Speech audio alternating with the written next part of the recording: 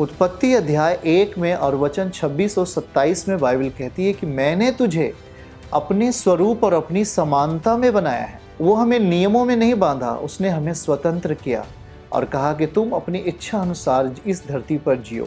पर मनुष्य अपनी इच्छा को इतनी बढ़ा लिया, मनुष्य अपनी इच्छा को इतनी बढ़ा लिया कि वो पाप के इच्छाओं में जीने लगा और यही सब गड़बड़ हो गया। और इसलिए सारी मानव जाति पाप के हाथ में चली गई।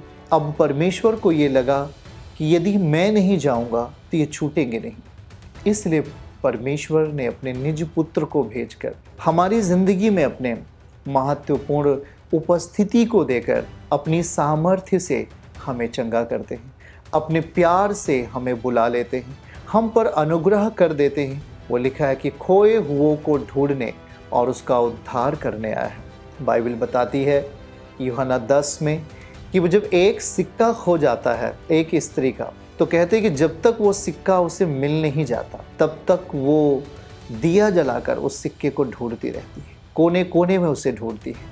और वचन में लिखा है कि जब वो सिक्का उसे मिल जाता है तो वो अपने पड़ोसी के संग इस सुसमाचार को बताकर कि मेरा सिक्का मिल गया है आनंद करती है।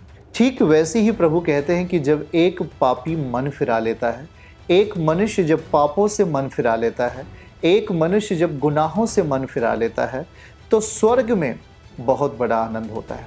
प्रिय भाई बहनों, इसका मतलब परमेश्वर आपकी कितनी फिक्र करता है।